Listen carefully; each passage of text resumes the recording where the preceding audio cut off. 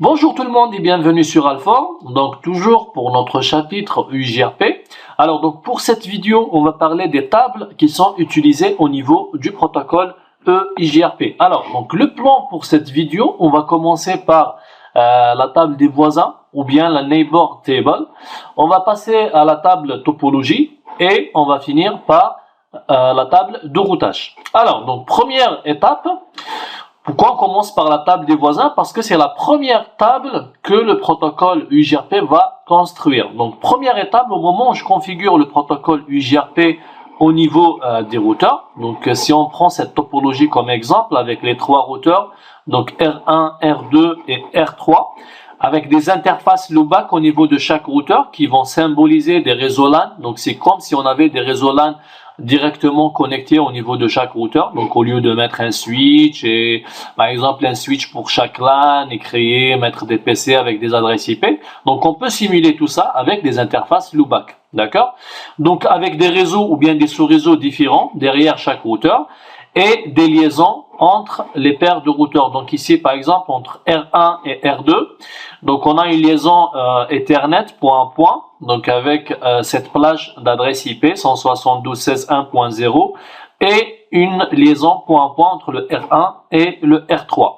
Alors donc revenons à cette table de voisins. Donc au moment où je vais configurer le protocole UIGRP, donc qu'est-ce qui va se passer? Donc il y aura un échange de paquets hello entre les routeurs et le but justement c'est de établir une relation de voisinage. Donc qu'est-ce qu'elle contient? Une table de voisins.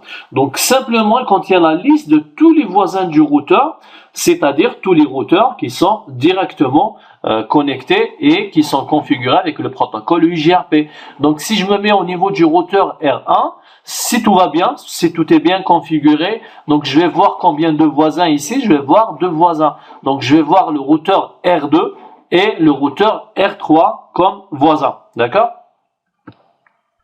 Alors donc si après configuration du protocole UIGRP, je vais aller au niveau du routeur R1 et je vais taper cette commande, donc show IP UIGRP neighbor, c'est la commande qui est utilisée pour voir les voisins en UIGRP, ça veut dire tous les routeurs qui sont configurés avec le protocole UIGRP. Donc là on voit qu'il y a plein d'informations, d'accord, avec ce show. Donc première information, si on prend la première ligne par exemple qui concerne un voisin, et la deuxième ligne qui concerne un autre voisin. Alors, donc on va commencer par la première ligne. Donc là, nous pouvons voir qu'il possède 2 voisins, le R2 et le R3, mais la table, elle contient d'autres informations. Donc première information, c'est les interfaces. Donc l'interface ici, l'interface, c'est l'interface physique, d'accord? Donc derrière quelle interface se trouve le voisin? Donc le voisin qui a cette adresse IP, il se trouve derrière l'interface Fast Ethernet 01. Donc si je reviens juste à l'exemple, donc au niveau du R1, derrière l'interface 01, on a le routeur R3, d'accord? Donc c'est l'adresse IP du routeur R3, voilà, donc c'est la 172.16.2.3 qui est l'adresse IP du routeur R3. Alors pareil pour l'interface Fast Ethernet 00. Donc si on revient à l'exemple, derrière l'interface Fast Ethernet 00, on a le routeur R2 avec l'adresse IP 172.16.1.2. Donc si on revient à l'exemple, effectivement, c'est l'adresse IP du routeur R2. Alors deuxième information, c'est le hold up time. Le hold up time, ça veut dire quoi? C'est un décompte de 15 à 0. Donc là, il est à 14 et là, il est à 13. Donc, le voisin est considéré comme down. Le compteur revient à 15 à chaque hello reçu. D'accord? Donc, comme les hellos sont envoyés toutes les 5 secondes par défaut, le décompte ne devrait pas tomber au-dessous de 10. D'accord? Donc, à chaque fois, donc si on revient juste à l'exemple, donc à chaque fois, les routeurs, il y a un envoi chaque 5 secondes de paquets hello entre les routeurs. D'accord? Donc si tout va bien, ça veut dire quoi? Ça veut dire que logiquement, il va pas être au-dessous de 10 secondes. D'accord? Pourquoi? Parce que si on envoie par exemple un paquet hello ici, les 5 premières secondes, les 5 secondes qui suivent et les 5 secondes qui suivent, donc le R2, s'il ne reçoit plus de paquet hello au bout de 15 secondes, il va le considérer comme étant down. D'accord? Donc ça, c'est le temps qui va être, ça veut dire quoi? Ça veut dire que le paquet hello, donc à chaque fois le routeur il envoie un paquet hello. Donc par exemple, il envoie ici un paquet hello, 5 secondes, 10 secondes, 15 secondes. Donc il va attendre, d'accord? Il va attendre le prochain paquet hello. Et au moment où il a reçu le dernier, il va commencer. Donc c'est comme un compteur qui va se décrémenter à chaque fois. Alors le uptime, c'est le temps depuis quand le routeur est voisin. Donc là on voit bien que le routeur 172 qui est le R3 16.2.3, il est voisin depuis 10 minutes 10 secondes. D'accord? Le deuxième routeur, le routeur R2, donc le 1.2, il est voisin depuis 10 minutes 40 secondes. Alors maintenant le SRTT. Le SRTT c'est quoi? Le SRTT c'est le Smooth Round Trip Time. C'est le Smooth Round Trip Time. Alors ça c'est quoi? C'est le temps nécessaire pour recevoir un accusé de réception après avoir transmis un message. D'accord? Donc là par exemple pour le premier voisin, le R3, on le voit qu'il est à 66. D'accord? Le RTO, ça veut dire quoi? C'est le Retransmission Time Out. Et ça, c'est quoi? C'est le deuxième timer. C'est le temps, combien de temps le routeur attend avant de retransmettre un message au voisin. Donc, si bien sûr ce routeur n'a pas répondu par un accusé de réception. Donc, ce qu'il faut retenir aussi, c'est que le RTO est égal toujours 6 fois le SRTT. Alors, pour faire simple, donc on va essayer de revenir à notre exemple. Donc, on va commencer par ça, le SRTT. Donc juste pour comprendre ces timers, c'est quoi? Donc on va commencer par le SRTT, le Smooth Round Trip Time. Alors on revient à notre exemple. Donc ça c'est quoi? Donc on a dit c'est le temps nécessaire pour recevoir un accusé de réception après avoir transmis un message. Ça veut dire quoi? Si l'on envoie un paquet, donc on a vu que les accusés de réception pour le protocole UJRP, quels sont les paquets qui sont concernés par les accusés de réception? Donc, il y a les paquets update, les paquets query et les paquets reply. D'accord? On a toujours des accusés de réception pour ces trois types de paquets. Par exemple, le routeur R1, il vient d'envoyer un update. D'accord? Donc, ça veut dire quoi? Il doit attendre un accusé de réception du routeur R2. D'accord? Donc, si on revient à ce show, et on voit la valeur 66 en millisecondes, ça veut dire quoi? Ça veut dire que c'est le temps nécessaire pour ce routeur R1 pour recevoir un accusé de réception par rapport à l'update qu'il vient d'envoyer. D'accord? Donc, deuxième type, c'est le RTO. Le RTO, c'est le temps nécessaire que le routeur doit attendre avant d'envoyer un deuxième paquet update. Ça veut dire quoi? Ça veut dire que dans le cas où le paquet, par exemple, a été perdu quelque part, donc le R1, il doit retransmettre un autre. D'accord? C'est ça le phénomène. Si vous vous souvenez bien de la différence entre TCP et UDP, d'accord? Donc c'est le protocole fiable, ça veut dire qu'on a toujours, pourquoi on a des accusés de réception? C'est au cas où on perd un paquet, on doit transmettre un autre à la place, d'accord? Donc là, c'est dans le cas où je ne reçois plus d'accusés de réception au bout de combien de fois? De 6 fois ce timer, d'accord? Et si vous voulez, on peut même faire une petite simulation pour calculer le temps, ce timer par rapport à ce timer. Si vous allez faire une division de ce timer par rapport à ce timer, vous allez trouver la valeur 6. Donc cette valeur, c'est toujours 6 fois cette valeur, d'accord? Et pareil, si on va calculer ça, on va diviser ça par 6, ça va donner la valeur 88, d'accord? C'est toujours un multiple de 6, c'est toujours ça multiplié par 6 et qui donne le RTO. Alors, je reviens ici. Donc, le premier timer, c'est le temps que le routeur doit attendre pour l'accusé de réception. Le deuxième timer, c'est le routeur que le R1 doit attendre avant d'envoyer un prochain update, d'accord? Ou bien un update au cas où on a perdu le premier, d'accord? Alors, la valeur Q, qui veut dire Q count, ou bien le nombre, ou bien c'est un compteur. Donc le Q, le CNT, ça veut dire le Q count.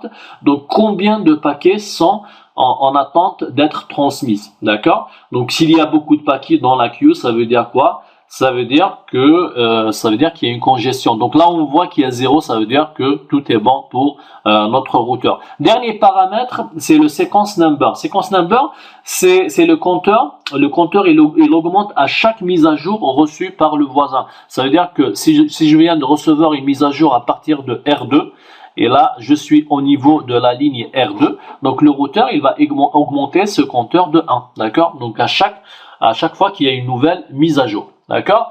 Donc là, au final, c'est très simple. Les informations les plus importantes, généralement, qu'on utilise pour le troubleshooting, là, c'est vraiment pour des cas vraiment des cas précis. Hein. On intervient sur ces valeurs. Mais sinon, le plus important, c'est de voir les adresses IP des voisins, les interfaces physiques de sortie et peut-être le uptime pour voir depuis quand le routeur et voisin. Ces deux informations aussi peuvent être très utiles pour le troubleshooting. Donc le nombre de mises à jour reçues à partir de chaque routeur.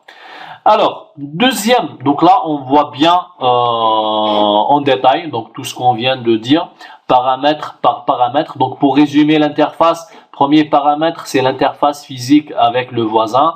Le hold, donc c'est le décompte de 15 à 0. Donc s'il arrive à 0, le voisin est considéré comme down. Alors le uptime, depuis quand le voisin, le routeur est voisin avec notre routeur en UJRP. Le SRTT, on vient de le voir en détail avec un exemple. Le RTO pareil. Donc là c'est par rapport au nombre de paquets qui sont en attente dans la file d'attente. Et le sequence number, donc les mises à jour reçues à partir de chaque voisin. Alors maintenant on va passer à la deuxième table, donc la table topologie. Ça c'est très important. Donc là c'est la même pour l'exemple. Donc on va prendre le même exemple. On va juste rajouter une liaison entre les routeurs R2 et R3 avec un nouveau réseau. Donc le 172.16.3.0/24. Alors donc on a toujours du 100 mégas entre les liaisons. C'est du fast Ethernet. Alors maintenant si on prend cet exemple au niveau du R1 par exemple et on veut joindre donc là au niveau du R1 on veut joindre par exemple le réseau 10.2.1.0. donc c'est l'interface loopback qui simule le réseau LAN derrière le routeur R2, d'accord? Donc R1, on a combien de chemins possibles pour ce réseau? Donc on a ce premier chemin en passant par le R2 directement et on est arrivé au réseau 10.2.1.0. Ou bien passer par un autre chemin qui est le chemin en passant par le R3. Ça c'est un deuxième chemin, d'accord? Sachant que on va prendre les choses par défaut. C'est des liaisons à 100 mégas. Alors, si vous allez faire ça, vous allez trouver que si vous allez au niveau du R1, vous allez au niveau de la table topologie plus précisément, vous allez trouver que le routeur R1, il a choisi un seul chemin. Il a mis un seul chemin au niveau de sa table topologie. Alors, vous vous souvenez de la notion de fusible successor et fusible successor et la notion de la AD et la FD. Alors, la condition, c'était quoi? Donc, ce qui est bien dans le protocole UJRP, c'est qu'il peut faire du load balancing, d'accord? S'il trouve 2 chemins ou 3 chemins ou 4 chemins même avec la même métrique. Par contre, s'il va trouver un meilleur chemin, il va le mettre dans la table de routage. Et s'il va trouver un deuxième chemin qui n'a pas la même métrique, il va le garder quand même, d'accord? Mais il va le garder où? Au niveau de la table topologie et non pas au niveau de la table de routage. Mais il y a une condition qu'on a vue dans la vidéo précédente, c'était quoi? Par rapport à la FD et la AD. Donc qu'est-ce qu'on a dit par rapport à ça?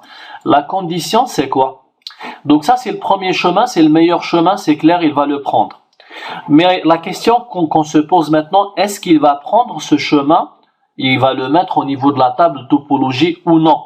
Alors la condition c'était quoi? C'est qu'il faut que la AD de ce deuxième chemin, la AD c'est quoi? c'est le coût du chemin à partir du prochain routeur, ça veut dire à partir de R3 jusqu'à la destination, d'accord, doit être strictement inférieur à la FD du meilleur chemin. Et la FD du meilleur chemin, c'est quoi? C'est de R1 jusqu'à cette interface loopback, d'accord? Est-ce que ça est strictement inférieur à ça? Non. Donc si on va voir, puisqu'on a des liaisons à 100 mégas partout, donc c'est pas strictement inférieur à ce meilleur chemin, et du coup donc le routeur R1 il va pas mettre ce deuxième chemin dans sa table topologie, d'accord. Alors nous, si on veut tricher un petit peu pour forcer le routeur R1 à prendre ce deuxième chemin et le mettre dans sa table topologie, donc la petite solution c'est de faire quoi? C'est d'aller au niveau des deux interfaces et changer la bande passante. Alors une chose très importante, lorsqu'on dit changer la bande passante, ça ne veut pas dire qu'on va changer la bande passante physique de cette interface. Donc c'est une liaison à 100 mégas, elle reste toujours une liaison à 100 mégas. Donc nous, avec la commande bandwidth, et on va donner une valeur supérieure à 100 mégas, on va dire par exemple 150 mégas ou 200 mégas. Donc le but c'est quoi? C'est de forcer les deux routeurs à utiliser la bande passante de 150 mégas au niveau des calculs UJRP. Pourquoi? Parce que nous, on sait bien que le protocole UJRP, pour calculer sa métrique, il utilise quoi? Parmi les paramètres, il y a la bande passante. Et tant que la bande passante, elle augmente, qu'est-ce qui va se passer pour la métrique? Donc on a une métrique inférieure, d'accord? Ça veut dire qu'on a une métrique meilleure, d'accord? Donc si on va au niveau des deux interfaces et on va lui dire bandwidth 150 mégas ou bien 200 mégas, donc ça ne veut pas dire qu'on a changé la bande passante de cette interface, mais c'est juste une manière de forcer le protocole UJRP à utiliser une bande passante plus élevée pour les calculs de la métrique EIJRP et pour avoir une métrique meilleure, d'accord? Donc si on fait ça au niveau des deux interfaces, l'UJRP il va y avoir une métrique inférieure et du coup donc la valeur de cette métrique qui est la AD pour R1 va être inférieure à la FD du meilleur chemin. Et avec cette solution, donc le R1 il va mettre les deux chemins au niveau de sa table topologie. Donc tout ça c'est des choses qu'on va voir après avec un lab, hein. Donc pour le moment essayez de comprendre juste le principe. Après lorsqu'on va passer au lab, vous allez mieux comprendre.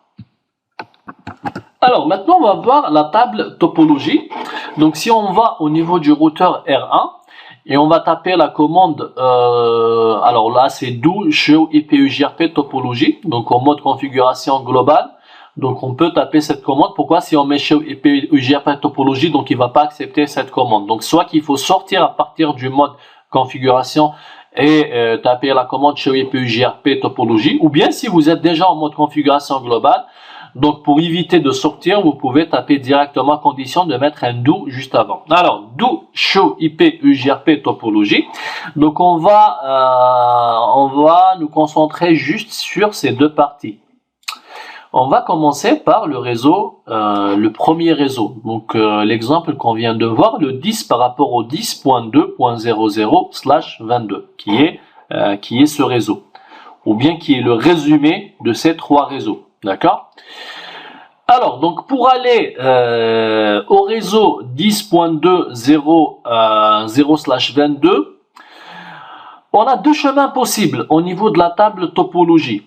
Donc on a le premier chemin en passant par le routeur R2 et on a le deuxième chemin en passant par le routeur R3. Donc le premier chemin en passant par le routeur R2 et le deuxième chemin en passant par le routeur R3, à condition d'avoir changé cette bande passante, d'accord? Donc le but c'est pour forcer le protocole UJRP à prendre ce deuxième chemin. Alors via donc un successeur, donc là on voit un successeur. Ça veut dire quoi, un successeur? Ça veut dire qu'on a deux chemins pour ce réseau, mais il y a un meilleur chemin, d'accord? Si on avait la valeur 2 ici, ça veut dire quoi? Ça veut dire les deux chemins, ils ont la même métrique, d'accord? Le fait qu'on a un seul successeur, ça veut dire qu'on a un meilleur chemin parmi les deux. Alors, quel est ce meilleur chemin? On va essayer de voir. Donc, via 172.16.1.2. Ça, c'est quoi? La première valeur, c'est la valeur de la FD. D'accord? Et la deuxième valeur, c'est la valeur de la AD, Advertised Distance. Et là, c'est la Fusible Distance. Donc on a toujours la AD qui est inférieure à la FD. C'est logique. Pourquoi? Parce que la FD, c'est la AD plus le coût du chemin à partir de notre routeur vers le prochain routeur. D'accord? Et là, c'est pareil. Donc, on peut vérifier. On a la valeur de la AD 170 000 inférieure à 435 000. D'accord? 200. Et là, c'est 170 496. D'accord?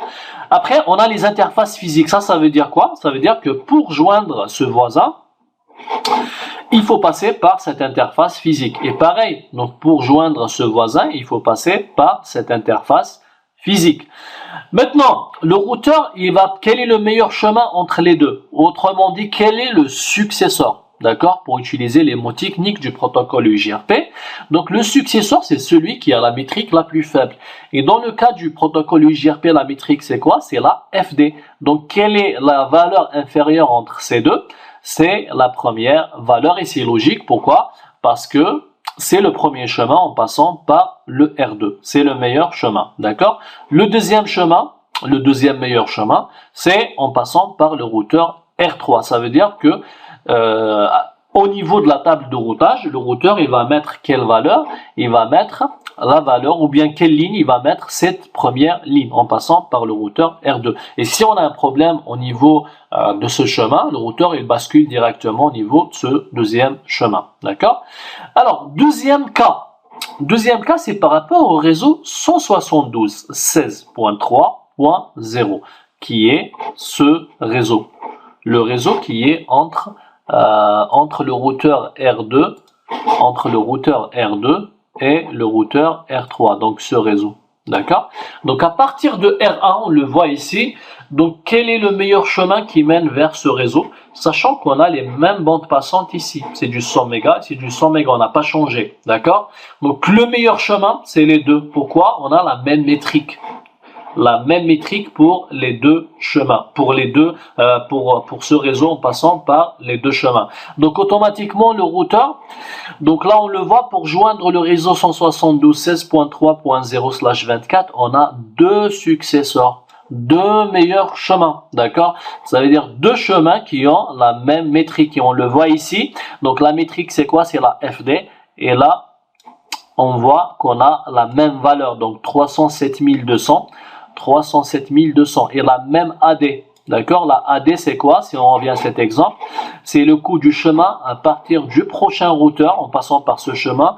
Ça veut dire à partir de R2 jusqu'à ce réseau. C'est ça, la AD du premier chemin. Et la AD du deuxième chemin, en passant par R3, c'est ça, c'est à partir du R3 jusqu'à la destination. D'accord? Et on a bien sûr les mêmes valeurs. Donc c'est 42 496. Dernier paramètre, c'est quoi? C'est l'interface de sortie. Donc pour aller au réseau 172.16.3.0, en passant par le routeur R2, je dois utiliser l'interface de sortie Fast Ethernet 00. Donc qui est cette interface. Et pareil, pour joindre ce réseau 172.16.2.3.0, pardon, passant par le R3, donc je dois utiliser l'interface de sortie interface Fast Ethernet 01. D'accord? Donc ça, c'est la table topologie. Après, si on veut faire un petit zoom, donc dernière étape, donc on vient de voir la table des voisins, la table topologie. Dernière étape, c'est quoi? C'est le but, c'est de construire la table de routage. Alors, juste une remarque très très importante avant de passer à la table de routage. Donc le terme topologie porte donc à confusion. Le routeur ne connaît pas la topologie complète du réseau, hein, d'accord? Pour qu'on soit d'accord, ça c'est le cas du protocole OSPF qu'on a vu dans la formation ICND2 et qu'on va détailler pour cette formation en route. Donc c'est le seul protocole qui a une vue globale de toute la topologie. Donc là, le terme topologie, ça ne veut pas dire que les routeurs qui sont configurés avec le UJRP, ils ont une vue globale au niveau de la topologie. Non. Donc le routeur, il ne faut pas oublier que le protocole UJRP est un protocole à vecteur de distance. D'accord? Donc il ne faut pas confondre avec le protocole OSPF. Donc le mot topologie, c'est plus pour le protocole OSPF parce que les routeurs en OSPF, ils ont une vue globale de la topologie, ce qui n'est pas le cas pour le protocole EIGRP. Alors maintenant passons à la table, la troisième table, et c'est la table la plus importante pour le routeur, la table de routage. Pourquoi on dit que c'est la table la plus importante pour le routeur? Parce que le routeur, lorsqu'il va recevoir un paquet, donc un routeur avec plusieurs interfaces de sortie. Donc lorsqu'il reçoit un paquet, par exemple, via cette interface, d'accord, avec une adresse IP source, une adresse IP destination. Le routeur, au moment de la réception de cette trame, on va dire une trame parce qu'il va recevoir une trame et non pas un paquet, donc il va désencapsuler, il va enlever les entêtes niveau 2, il va prendre le paquet, il va voir son adresse IP destination. Est-ce qu'il va vérifier la table des voisins? Non. Est-ce qu'il va vérifier la table topologie? Non. Il va plutôt vérifier la table de routage. D'accord? C'est pour ça qu'on dit que c'est la table la plus importante parce que le routeur, en temps réel, il va utiliser la table de routage. D'accord? Alors, au niveau de la table de routage, on va prendre le premier exemple. Donc, le routeur, si on revient à cette table topologie, donc, après la table de topologie, le routeur, il va construire sa table de routage. La table de routage, c'est quoi? Donc, il va mettre les réseaux. Donc là, on a les réseaux ou bien les networks. Et on a les interfaces de sortie. D'accord? On va mettre I, interface de sortie. D'accord? Donc, il va prendre, par exemple, ce réseau. Pour aller au réseau 10.2.00/22, j'ai deux chemins possibles, mais j'ai un seul successeur. Quel est le successeur? C'est en passant par ce chemin. Donc, c'est le meilleur chemin qu'il va mettre au niveau de la table de routage. Donc là, il va mettre le réseau 172, etc. D'accord? Mais l'interface de sortie, ça va être quoi? Ça va être la F00. Donc le routeur, dès qu'il reçoit un paquet à destination de ce réseau, il ne va pas chercher à comprendre, il va l'envoyer directement à travers cette interface. D'accord? Pourquoi? Parce que c'est le meilleur chemin. Deuxième cas, alors si on va au niveau, voilà, donc là on est au niveau de la table de routage. Donc on a vu que qu'au niveau de la table topologie, on a les deux chemins. On a les deux chemins 172, les deux chemins en passant par le R2 et le R3. Ça, c'est la FD et la AD des, des deux meilleurs chemins. Donc là, au niveau de la table de routage, le routeur, il va mettre juste cette première ligne. D'accord? Il va pas mettre les deux lignes. Donc là, cette deuxième ligne, elle va rester au niveau de la table topologie. D'accord?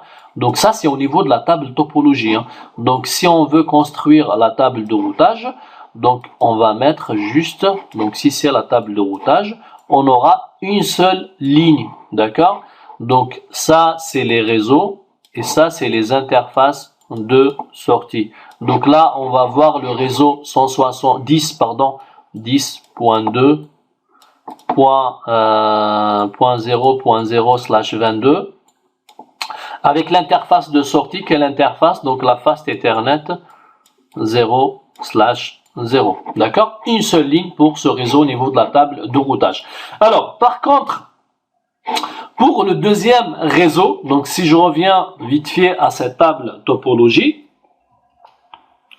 donc là, au niveau de la table topologie, on voit que pour aller au réseau 172.16.3.0/24, on a deux successeurs. Donc le routeur, qu'est-ce qu'il va faire? Au niveau de sa table de routage, donc si on va, pareil, pour la table de routage, il va mettre donc une deuxième ligne avec le réseau pour aller au réseau 172.16.3.0.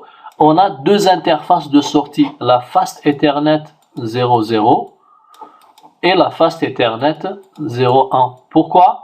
Parce que les deux sont des successeurs. Les deux sont des successeurs, ça veut dire quoi? Ils ont la même FD, la même métrique pour la destination. Et bien sûr, la même AD, d'accord? Donc, il va faire quoi? Il va faire du load balancing, d'accord? Donc là c'est mieux pour ce réseau. Donc, on aura du load balancing pour aller à ce réseau. Voilà, maintenant on fait la différence donc entre les trois tables. Donc la table des voisins, la table topologie et la table de routage. Donc là on le voit si on fait un show IP route pour voir la table de routage. Donc on voit exactement que le routeur il a filtré, il a mis les meilleurs chemins au niveau de la table de routage. Donc tout ce qui est en D, ça veut dire quoi? Ça veut dire que c'est des routes avec le protocole UJRP. Donc pour aller au réseau, on va prendre le premier cas. Donc le 10.20, on va mettre un seul chemin en passant par R2, c'est le meilleur chemin. Pour aller au réseau 172.16.3, on va faire du load balancing en passant par les deux routeurs avec les deux interfaces, d'accord? Donc si on veut le voir, si on fait un zoom sur ces deux parties, donc cette première partie et cette deuxième partie, donc on le voit ici pour aller au réseau 172.16.3.0, on va faire du load balancing via les deux routeurs.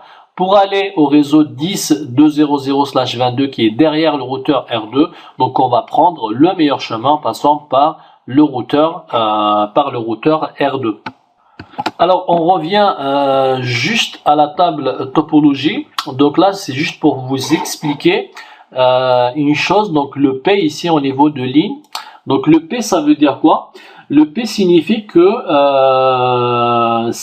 la destination est passive. Ça veut dire quoi passive? Ça veut dire elle est stable. Donc le routeur est capable, ça veut dire que le routeur est capable de router des paquets vers ce réseau. Donc à chaque fois que vous voyez un P, donc ça veut dire quoi? Ça veut dire que la route est stable, pas de souci pour cette route, d'accord? Quand elle devient active, donc symbolisé par un A, ça veut dire vous allez voir un A ici à la place d'un P. Ça veut dire quoi? Ça veut dire que le routeur n'est pas capable de router des paquets vers cette destination. Donc il n'a plus, autrement dit, ça veut dire qu'il n'a plus de successeur. Donc qu'est-ce qui va se passer? Il envoie des paquets query pour trouver un nouveau successeur. Donc plus tard, lors des labs, on aura l'occasion de voir ça en détail avec la notion du stack inactive.